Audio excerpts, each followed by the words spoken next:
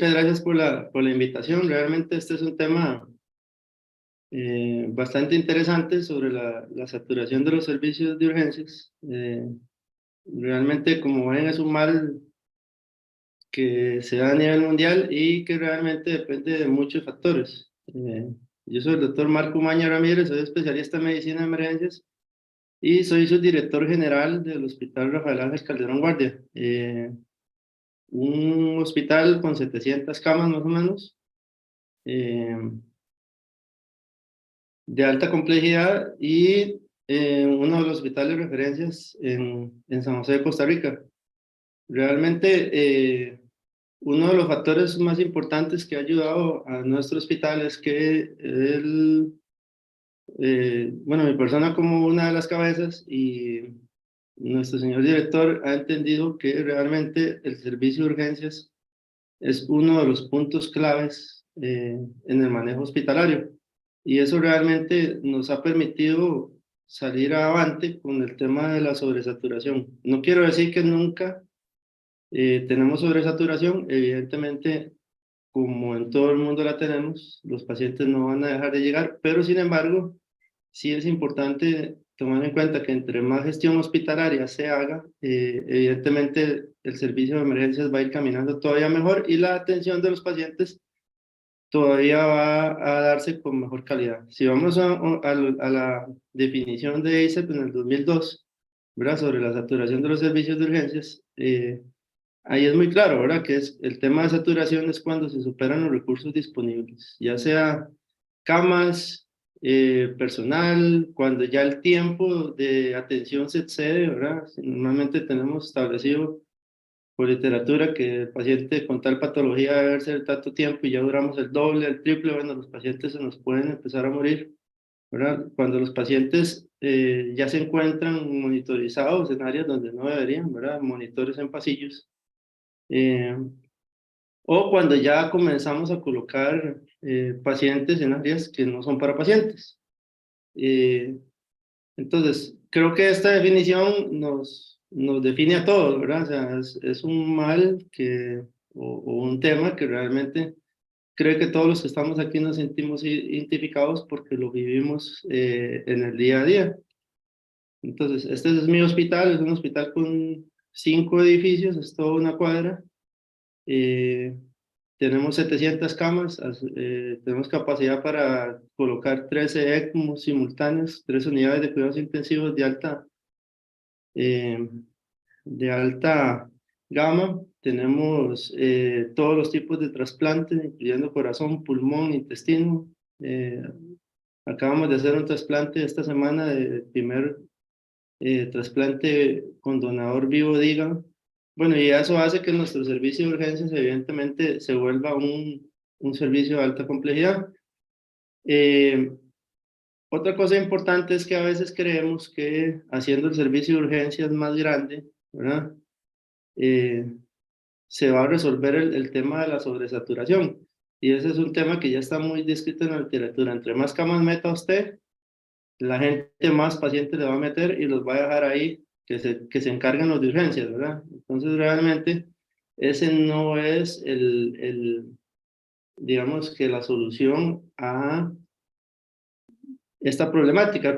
El asunto es que muchas veces las jefaturas que planifican los servicios de urgencias van con este concepto, ¿verdad? Entonces, si usted tiene 200 camas y pasa de 50 a 200 camas, sepa que esas 200 camas en una semana van a estar llenas y su problemática va a aumentar todavía más.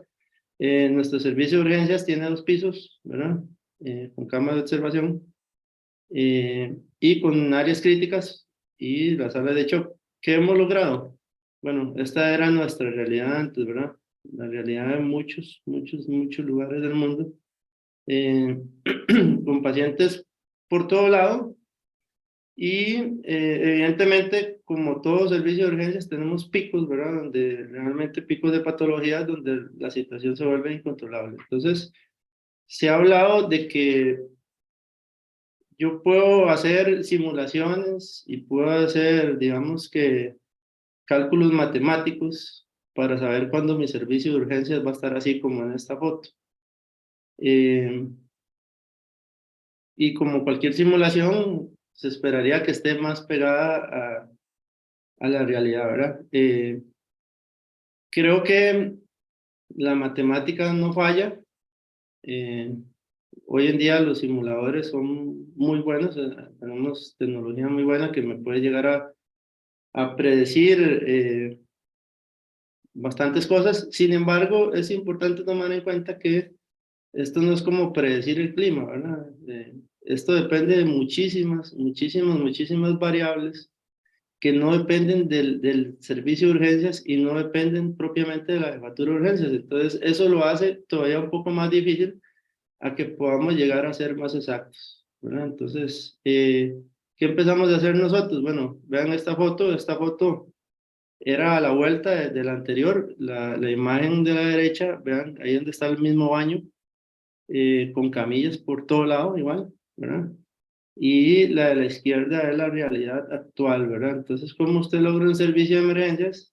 Bonito y sin camillas en los pasillos. Bueno, eso se resuelve solo con una palabra o con dos palabras. Gestión hospitalaria. Usted puede calcular lo que usted quiera, sin embargo, si no hay gestión hospitalaria, no, el servicio de emergencias puede ser muy bueno, podemos tener los mejores especialistas, podemos hacer las mejores cosas, pero el servicio de emergencias no va a caminar. Como ustedes pueden ver, ¿cómo logramos nosotros esto? Aún así, con esa remodelación disminuimos el número de camas, ¿verdad? Antes, y cuando vemos estas fotos, significa que teníamos hasta 60 pacientes en esas áreas, ¿verdad? Toda esa área estaba llena de camillas, a veces habían pacientes turnándose el campo en sillones, y usted se pregunta, ¿cómo, si usted tenía 60 pacientes en esa área? Bueno, no significa que ya no hay, pero a veces hay 10, 15 pacientes, que el movimiento es bastante rápido, pero ¿cómo eliminar eso si eliminamos camas, verdad? Desaparecimos casi 10 camas en el segundo piso, ¿y qué se hicieron todos los pacientes que estaban ahí? Entonces, el problema de los cálculos matemáticos y con las urgencias y los simuladores es que por más que usted quiera eh, tratar de llegar a la realidad, todos sabemos que nos pueden llegar múltiples patologías en cualquier momento, ¿verdad? Entonces, es un poco difícil, ¿verdad? Como les decía, igual que una prueba de embarazo, usted puede predecir 6 días antes, 6 días después, 2 meses después, ¿verdad? Si realmente eh, su servicio va a estar lleno, pero eso depende de muchos factores, ¿verdad? La mayoría de cálculos matemáticos lo que me indican son, o ven, ¿verdad? Los predictores ven duración de atenciones, cantidad de atenciones, número de consultas según horas, los días de estancias según patologías que tienen los pacientes, y usted va actualizando eso, ¿verdad? Y hay sistemas que miden variables de X sobre Y y así van sacando diferentes parámetros. No quiere decir que no se deban usar, eso nos permite ir viendo variables que me permiten cambiar o me permiten tomar decisiones en el día a día. Más sin embargo, prepararse y decir, bueno, el otro domingo voy a tener un llenazo, entonces voy a contratar 10 médicos más. Eso sí es un tema difícil que muchas veces estos predictores no nos van a poder decir, ¿verdad? Porque eh, depende de muchas variables, que estas variables que estamos viendo ahorita son fáciles de medir en el servicio de emergencias, ¿verdad? Pero en el hospital no. Entonces, por ejemplo, vean esta estadística. Esta es una predicción de un estudio que se hizo en Chile, ¿verdad? Donde la raya azul, ¿verdad? La línea azul corresponde a la predicción hecha por el modelo. Imagínense que yo ese día dijera, bueno, entonces no voy a tener pacientes, voy a seguir ahí, voy a darle vacaciones a 5 de mis médicos, ¿verdad? Y vean lo que realmente pasó, ¿verdad? Entonces, usar este tipo de predictores me pueden ayudar a identificar ciertas aristas en mi servicio para poder, digamos, tomar decisiones, pero no basar la operación hospitalaria y el servicio de emergencias en estos predictores, porque nosotros somos los que inyectamos las variables, y si usted no tiene muy claras las variables, no solo del servicio de emergencias, sino del hospital, entonces va a fallar en ese sentido, y el Y las matemáticas no le van a fallar, el problema es que dependen de lo que nosotros inyectemos, ¿verdad? Entonces, eh, por ejemplo, el tema de la sobresaturación no solo depende de emergencias, ¿verdad? Y todo, creo que todos estos factores que estoy poniendo aquí es algo que ustedes viven día a día, ¿verdad? No hay camas en el hospital, resulta que salió un Clostridium por ahí o una tuberculosis o peor, a veces patologías que no requieren un aislamiento tan severo y a enfermería se le ocurrió cerrar 6 camas del hospital y dice que no mete nadie ahí porque los pacientes están en riesgo, ¿verdad? Eh, También a veces tenemos demoras en las salidas, ¿verdad?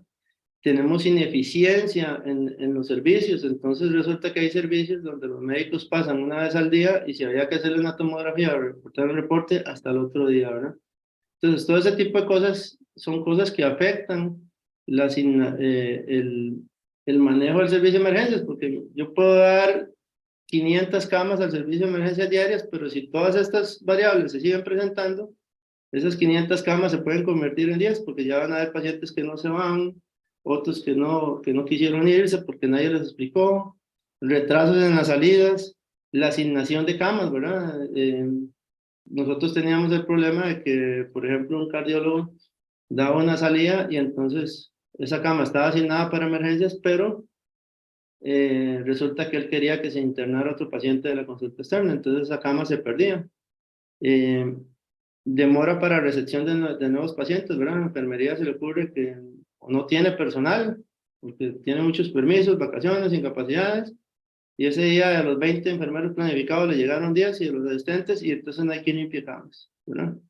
Demoras en la salida, tanto esperando ambulancias, ¿verdad? Entonces el paciente va largo y no tenemos ambulancia porque solo hay un conductor. Entonces todo este tipo de cosas, si no se empiezan a atacar desde la raíz, vamos a tener problemas no solo en el hospital, sino que en emergencias. Entonces, podemos calcular lo que queramos con nuestras variables, pero ya estas variables no son nuestras, estas variables son hospitalarias, y si la dirección médica no hace nada para atacarlas, no solo por emergencia, sino porque digamos, el actuar hospitalario debe ser el mejor y debe darse con la mayor calidad, pero estas cosas, estas ineficiencias, hacen que se genere más caos en el hospital. Entonces, eh, si yo no incluyo todas estas variables en mis cálculos matemáticos o en mis simuladores, yo realmente no voy a saber realmente cuando mi servicio va a estar lleno o no va a estar lleno. Entonces, eh, el problema es que, como les digo, o sea, si yo en este momento llamo al jefe de emergencias y le digo que me dé toda esta información, él no la va a tener porque es un problema de gestión hospitalaria que ya traslapa al servicio de urgencias. Entonces, sí es importante tener en cuenta, y yo creo que ustedes se identifican con esto, o sea, este es nuestro diario vivir, este es nuestro diario pelear, ¿verdad? Pero problemáticas que nosotros tenemos y si no las mejoramos, no vamos a poder arreglar nunca un hospital y nunca vamos a poder arreglar un servicio de emergencias. No importa la complejidad, puede ser un servicio de emergencias pequeño, puede ser un servicio de emergencias enorme, pero no importa la complejidad, lo que importa es lo que usted haga para mejorar ese servicio. Y una de estas es la atención en papel, ¿verdad? Si usted sigue atendiendo en papel, no va para ningún lado. En esta nueva era, ¿verdad? De la tecnología, está al alcance de la mano, donde podemos tener estadísticas desde nuestros celulares, con llenar forms, con llenar matrices, muchas cosas tecnológicas que podemos hacer en línea. Transparencia de la información es muy importante, que todo el hospital tenga acceso a la información y sea transparente, que nadie pueda guardar camas, que nadie pueda eh, ofrecer lo que no ofrece el hospital, ¿verdad? Que nadie pueda hacer sus movidas, o sea, transparencia de la información es lo más importante, pero también la trazabilidad de la información es importante. Que si yo llamo al jefe de urgencias y le digo, dígame cuáles son sus horas pico, a qué hora le empiezan a llegar los pacientes, a qué hora le empiezan a disminuir los pacientes. Bueno, nuestro jefe de urgencias tiene todo eso a la mano, porque eso nos permite tomar decisiones y son decisiones basadas en números. Muchas veces nosotros, ¿verdad? A diferencia de otras latitudes, no tomamos decisiones basadas en números, sino que tomamos decisiones basadas en lo que nosotros creemos y observamos que es así. Pero cuando uno se pone a ver números reales y fríos, ya ve que la situación cambia y muchas veces no es lo que nosotros pensamos. También es importante tomar en cuenta que las estadísticas, los números en frío, hay que traslaparlos a la clínica, ¿verdad? Muchas veces yo puedo decir, es que como usted no está atendiendo tantos pacientes en tanto tiempo, bueno, eso puede ser que haya situaciones detrás de eso. Entonces, tras de eso, los números, hay que tener números, pero también hay que traslaparlos a la clínica, ¿verdad? Si no los traslapamos a la clínica, entonces vamos a tener problemas. Entonces, una de las mejores decisiones es empezar a tomar decisiones hospitalarias, incluyendo servicio de emergencias, basadas en números reales que vayan adjuntos a la clínica, ¿verdad? A lo que normalmente nosotros hacemos. El problema es que muchas veces las cabezas, como no son clínicos, ven números que no, ven números nada más, entonces eso no se traslapa a la realidad. En nuestro caso, nosotros contamos con un expediente digital que se usa en todo el país por ser la misma institución, ser seguridad social. Bueno, y eso nos permite tener estadísticas con cubos que las podemos sacar a la mano, ¿verdad? Entonces se vuelve un poquito más fácil el obtener esos números. Pero ¿cuántos servicios de urgencias no tienen estadísticas? ¿Cuántos servicios de urgencias no tienen números? Nos basamos en lo que vemos, en lo que creemos. Entonces, eso es importante hasta para alimentar todos estos modelos, ¿verdad? Si un modelo me pregunta tal variable y yo creo, asumo, ¿verdad? Es igual como con las compras. Usted le pregunta a algunos jefes, ¿cuántas catéteres uno de los centrales ocupa? Ah, yo creo que 10 por día. Y mandan a traer 2000 catéteres año y gasta solo 500. Entonces, todo ese tipo de decisiones hay que tomarlas basadas en números. Entonces, si usted tiene modelos que no saben inyectar con números reales, no nos va a servir de nada, ¿verdad? Esta es otra cosa importante, ¿verdad? El servicio de emergencias no es una isla donde todo el mundo va a dejar los pacientes que no se pueden internar. Y ustedes creo que se identifican con esto, ¿verdad? Pacientes de consulta externa que no lo pudieron operar porque no hay campo, entonces, vamos por emergencias, aunque no sea una patología de emergencias. Yo como autoridad hospitalaria tengo claro que mis dos servicios principales son urgencias y recuperación. ¿Por qué? Porque si cierro urgencias, lamentablemente se cierra el hospital.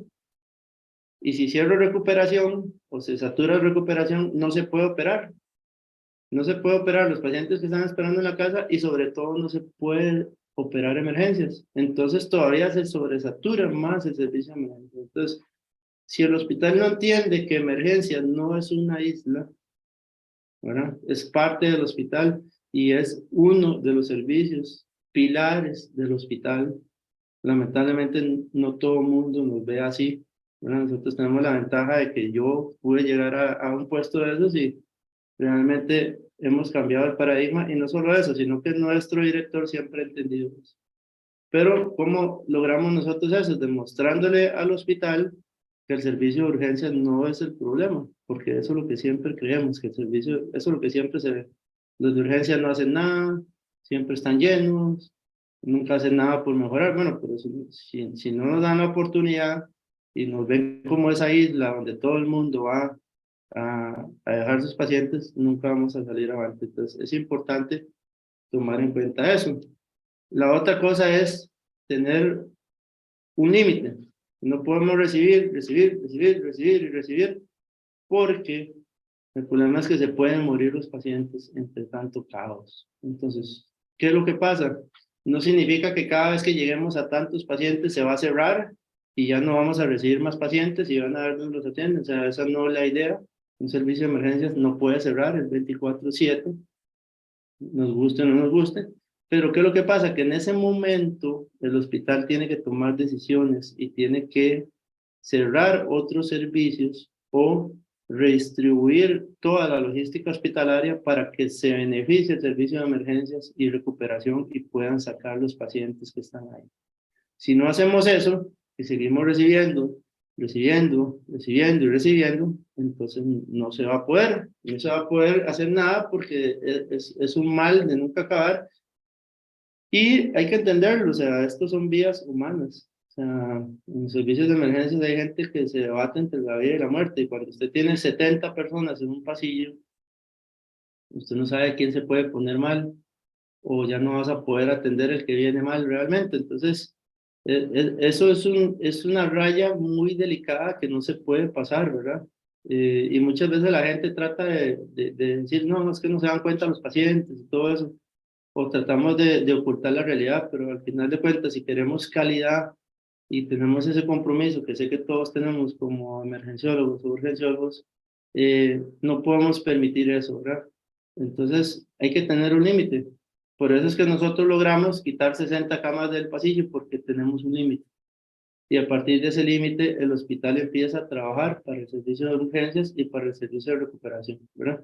No quiero decir que tenemos que dar todos los beneficios para el servicio de urgencias. O sea, evidentemente, eh, también el servicio de urgencias tiene que autogestionarse, pero sí es importante que hay que tomar decisiones cuando se está así en favor del servicio de urgencias. Entonces, por ejemplo, vean que nosotros no tenemos modelos matemáticos, pero sí usamos la tecnología. Todos los días llenan un forms las jefaturas, ¿verdad? Que nos llega a la dirección médica y tenemos un chat de gestión hospitalaria donde tomamos decisiones. Entonces, por ejemplo, este fue el reporte del jefe de emergencias del día jueves. Entonces, ya yo con solo esto, yo sé el límite que tiene el paciente, el servicio de urgencias y con eso puedo tomar decisiones, ¿verdad? Entonces, vean cómo nosotros tenemos arriba en las observaciones 24 pacientes y 23.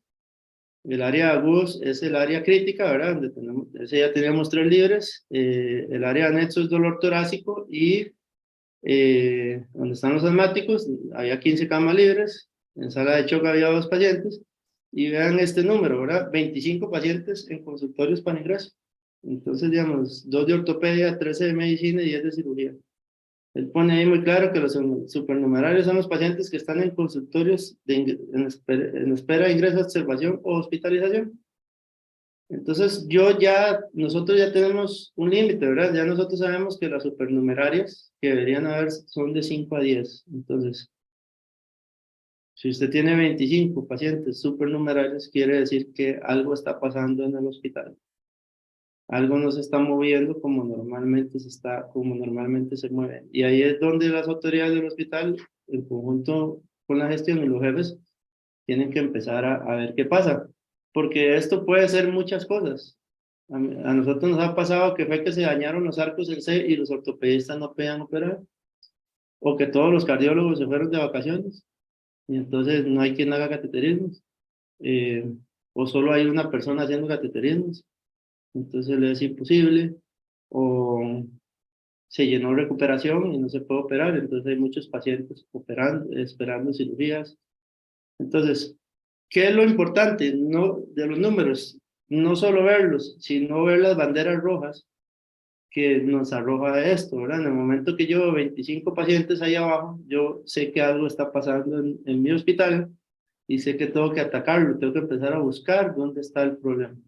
¿Por qué? Porque muchas veces son situaciones que el jefe de urgencia no puede resolver. Por ejemplo, los arcos en C. Si no se arreglan o si no se consiguen soluciones, no se pueden operar los pacientes de fracturas. Entonces, vean cómo no tenemos predictores, pero sí tenemos una gestión hospitalaria donde la transparencia de la información es lo más importante, ¿verdad? En mi hospital nadie puede meter un paciente que no reporte a la dirección por admisión. Y si ese paciente no está reportado en un forms que nosotros llegamos a una matriz, admisión no admite a ese paciente por orden de la dirección médica. Entonces, cuando usted empieza a tener transparencia de la información y empieza a tener datos de gestión diarios, puede empezar a tomar decisiones. Si yo no inyecto esto en mis simuladores, no puedo tomar decisiones porque estaría tomando decisiones en falso, ¿verdad? Entonces, eso es algo muy importante, estar conociendo la gestión hospitalaria y que la conozca el hospital. Esto no solo lo hace el jefe de emergencias, también lo hace el jefe de anestesia, lo hace el jefe de recuperación, lo hace medicina interna, lo hace cirugía, porque así nos permite a nosotros como hospital saber cómo estamos, ¿verdad? Puede ser que el problema de estos 25 pacientes sea en la sección de cirugía, que hay pendientes 15 vesículas por operar. Y si no nos damos cuenta de eso, el servicio de urgencias va a seguir lleno. Entonces hay que empezar a buscar las aristas hospitalarias de qué es lo que están produciendo estos números y está alza en esos números. Entonces, es muy importante tener números diarios con transparencia y de todo el hospital, porque así nos permite tomar decisiones. ¿Por qué? Porque cuando hablamos de camas y entregar camas, cada uno de esos niños es la especialidad, es una especialidad. Cirugía cardíaca quiere meter su corazón para operarlo, cirugía general quiere meter su bariátrica, y así cada una de las especialidades quiere sus camas, ¿verdad? Una de las cosas importantes que es que las camas son del hospital, no son de un servicio. O sea, nosotros quitamos eso antes de que Toras tiene 5 camas y vascular, o sea, no. Las camas son del hospital. Si emergencias está lleno y recuperación está lleno, y yo estos números, ¿cuál es mi primer paso? Se cierra todo el ingreso ambulatorio, ¿ok? Y se van a operar los pacientes que están en emergencias y que están en salones, y se le dan la mayoría de camas al servicio de urgencias y de recuperación. Entonces, muchas veces eso funciona. Hay otras que es tanto la sobresaturación del servicio de urgencias que por más camas que le demos, sigue varios días, ¿verdad? Esto es un sufrimiento constante. A veces, por más que el hospital haga, o sea, el servicio de urgencias pasa sobresaturado 5, 6 días, una semana, 2 semanas, y usted sufre todos los días, ¿verdad? A ver que los pacientes llegan y llegan. Y por más que usted haga como hospital, no se mejora el asunto, pero bueno, esto es así, ¿verdad? Muchas veces hay que tomar inclusive más decisiones. ¿Qué nos ayuda muchísimos? Médicos hospitalistas, médicos que tienen transparencia a la hora de asignar camas, porque tienen que dar el rendimiento a la dirección médica, en los cuales son gestores de camas, ¿verdad? Entonces ya cada servicio no va a poder meter lo que quiera, sino que a través de un gestor de camas de cirugía, a través de un gestor de camas de medicina, a través de un gestor de camas de ginecología y así de cada una de las secciones, se sientan en la dirección médica, ven las camas del hospital y así se empiezan a asignar según las necesidades por directrices de la dirección general, ¿verdad? Entonces, cuando usted tiene médicos hospitalistas y gestores de camas, la cosa empieza a funcionar un poquito mejor. Y otra cosa importante es que estos gestores de camas no solo asignan camas, ellos tienen la obligación de ir al salón, y de empezar a ver qué está pendiente. Si tiene una tomografía pendiente, bueno, coordinar con el jefe de rayos para que le ayude a sacar eso, un reporte, que muchas veces los residentes no hacen, ¿verdad? Entonces todos sabemos que a veces duran un día esperando que venga un reporte, entonces sencillamente esos médicos hospitalistas, aparte de camas, tienen que tener toda esa gestión hospitalaria, o sea, esa es la labor para la que fueron contratados. Entonces, por ejemplo, les voy a dar un ejemplo muy claro. Medicina interna da el 99% de camas al servicio de emergencias. Teníamos 500 órdenes de ingreso pendientes. El gestor de camas empezó a hacer esto que les estoy diciendo, depuró esa lista de órdenes pendientes de admisión y resulta que quedó con solo 90. Y ahora está dando casi 15 camas diarias al servicio de emergencias y está metiendo 1 o 2 pacientes de admisión, que esos son pacientes que antes iban a urgencias, porque como no tenían una cama hospitalaria, entonces cuando se descompensan terminan en urgencias. Entonces se vuelve un círculo vicioso. Entonces, realmente esta figura ayuda muchísimo, ¿verdad? La otra cosa es que hay que dar un número real de camas al servicio de emergencias. Por ejemplo, si en nuestro hospital, si nosotros no le damos 30 camas al servicio de urgencias, se va a colapsar. Eso es fijo. O sea, ya es un número que está ya más que estudiado y establecido. Entonces, bueno, por lo menos cuando no hay picos. Entonces, es importante tener todos estos números. Otra cosa importante es poder tomar alternativas. ¿Ok? Por ejemplo, si usted, hace poquito nos pasó que estaban los arcos en C buenos, pero habían 15 fracturas de más en el servicio de urgencias. Y es que eso puede pasar. Y el problema de los predictores es que eso no se puede medir. O sea, todos sabemos que hay picos de vesículas, todos sabemos que hay picos de fracturas, hay picos de accidentes de tránsito, hay picos de baleados. Entonces, digamos, todos esos simuladores no pueden ver esto. Entonces, hay que tomar alternativas como hospital. ¿A qué me refiero como hospital? Bueno, por ejemplo, ese día habían 15 pacientes sin operar. Entonces, la alternativa del hospital fue pagar 3 guardias, ortopedistas, anestesiólogos y un equipo de enfermería para que sacara esas cirugías.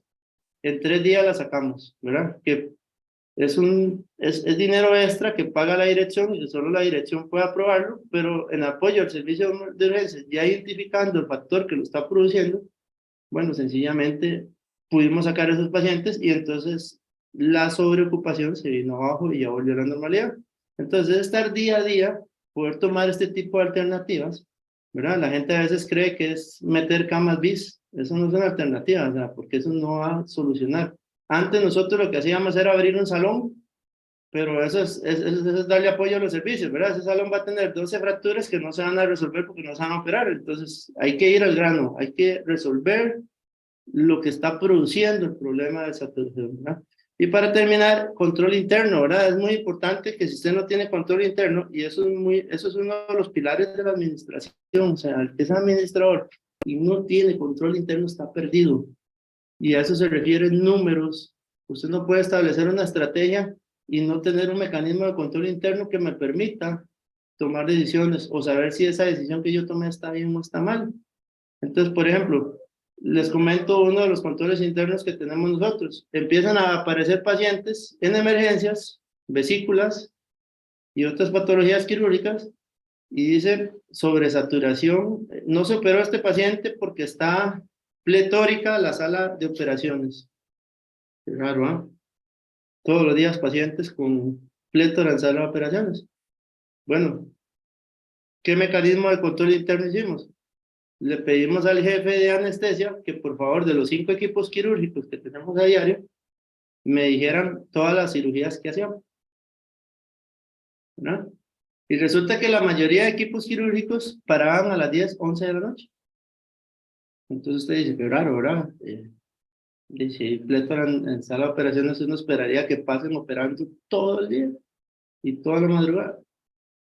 Entonces, ya con números, ya fui donde el jefe de cirugía general y dije, vea, o sea, está pasando esto y no pueden poner esa palabra en un expediente médico legal porque estamos parando todos los días a las 11 de la noche.